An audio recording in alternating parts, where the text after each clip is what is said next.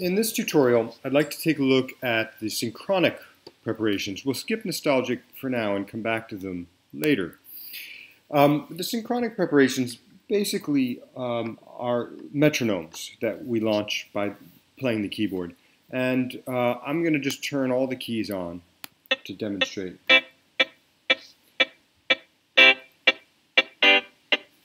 So every time I play some notes, a metronome is launched based on the notes that we just played. The tempo is set to 120 BPM. I can lower that to 60 or set it to 90 or whatever I like. I can also say, well, play only 4 metronome notes. So, and then it stops. Let me, before I go on through these, just point out that all of these windows here have little question marks strewn about. If you click on those, it'll open up a little help window which will describe in some detail what each of those parameters does. Honestly, I use these myself because I sometimes forget exactly what they do. So this can be useful. So right now I've got it set to a tempo of 90. With how many of 4. I'm going to set how many up to 1,000 so that it'll basically go forever. Now, what is this cluster threshold, ms? This is in milliseconds here. And the idea here is to set a window of time within which notes will get collected into a single metronome strike. So if I play these 2 notes, and then I wait more than 1,200 milliseconds and play 2 other notes, it'll start a new metronome, but if I play them in rapid succession, they'll be collected into one single metronome strike. Now, if I lower that threshold to, say, 100 milliseconds, and do that same thing,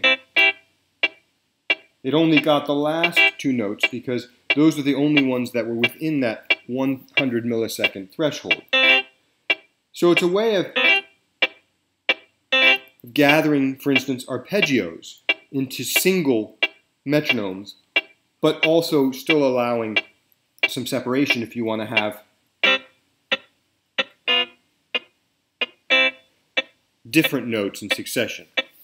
The cluster min and max allow you to set the minimum number of notes that would be included in a metronome. So if I set this to 2, for instance, and I play 1 note, oops, I need to press return there. If I play 1 note, nothing will happen because I haven't played enough notes to create a metronome. But if I play 2 notes, it's fine. I'll play 1 note again, and it silences. Similarly, I could set a cluster max of, say, 3 notes, which would mean I could play a triad, and it'll start. But if I play a 4-note chord, it'll silence it. If I play a 2-note chord, it'll start. A 1-note chord will silence it. 3 notes, 4 notes, it'll silence it. Let me set that up to 100 again just randomly so that I don't have a cluster max. Oops, and it starts again because what I just played is underneath that maximum. I'll silence it with a single note. Okay, so that's a very quick introduction to these parameters. As I say in this little help thing, try it. Mess with it. That's the easiest way. Also, explore these synchronic example preparations. There are 9 of them. They will show you a lot of what goes on here. But let me go back to the blank setup where I had set the tempo to 90, how many to 1,000, and a cluster min of 2. And let's take a look now at these fields, and these allow us to specify sequences of values that change. So for instance, I can make an accent pattern. Oops, I need to turn all these on. Let's do that. Make an accent pattern. So I'm going to make it get quieter.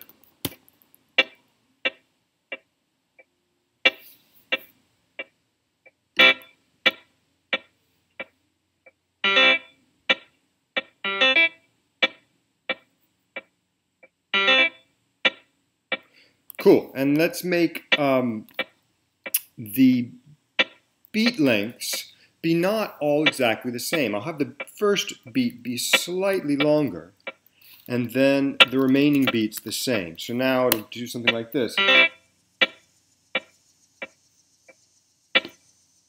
So you notice that that first beat is slightly longer. I'll exaggerate it a bit.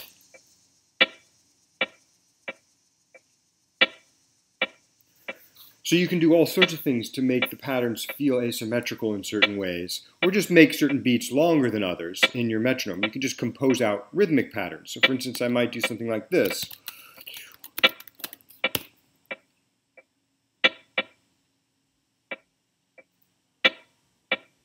Now you'll notice something interesting here. I've got 1, 2, 3, 4, 5 values for the beat length and only 4 accents. So they start to phase around one another.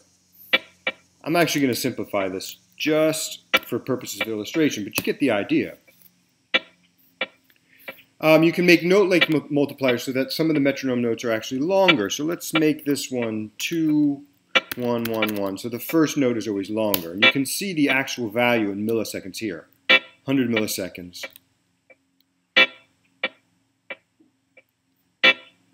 Make it a little longer. And now let's do another thing here. We can actually transpose these values. Let's say we'll transpose it up 1, 0, down a half step, and then down another half step.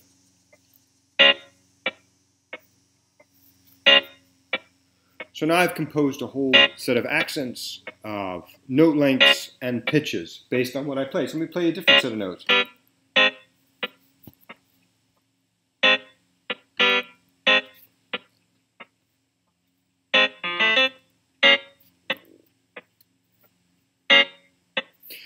So one thing you might notice that that sequence of accents and so on begins a beat after I play my chord. So here, watch this.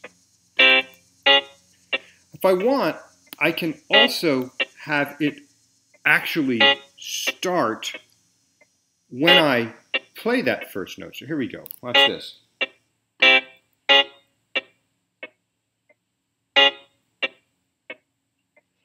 And that didn't do what I expected because I misremembered. So let me actually look at my help pattern here. So let's look at these here. What I want to look at is the sync mode here. This gets somewhat, it seems complicated until you actually use it. So last note sync. So sync to the last note within the cluster window and start the pulse and patterns. All right, okay, so here we go. Let's do that one here. Last note, sync and start.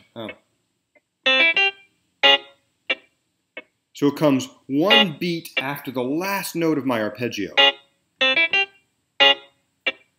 But now it'll come one beat after the first note of my arpeggio, I think. Yeah, so it starts right away, one beat after that first note. Now let me go back to last note. Notice that it's later than when I do this.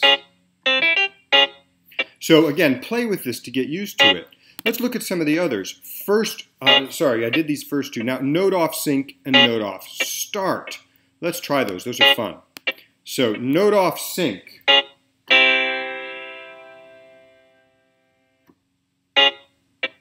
So the sync of the metronome is set by when I release the keys, and then the pulse begins one beat later. Check it out. Release, boom, go, go. Release, boom, go, go. Now, if I set it to note off start, it'll actually start these cycles when I lift those keys.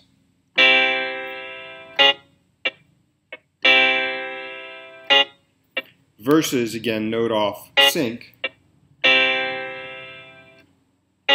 Okay, and then the last one, first note start. And let's look at the little help patch here to see. So this is like first note sync, but it also starts the patterns with the first note, whereas the first note sync doesn't start the cycles until one pulse later. So let's check that out. Let's see, first note start.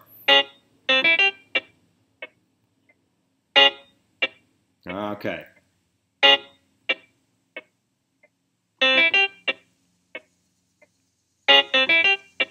So that is actually starting the cycle when I play that first note, so that the next time we hear a metronome pulse, it's actually at the second value in these fields. Let's compare that to first note sync. So one beat later it starts all these values, but now here it's actually going to start them earlier. Now, these seem a little abstract. I'm going to silence this for the moment. These seem a little bit abstract, even to me right now as I'm presenting them.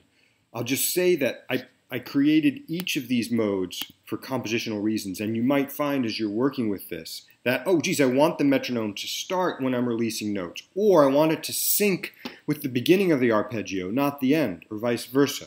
And that's the reason for these different ones. So I think when you're actually writing a piece or playing a piece, the need for these different modes and their distinctions becomes clear. It's a little bit tricky to present here, but try it out and see how it works for you.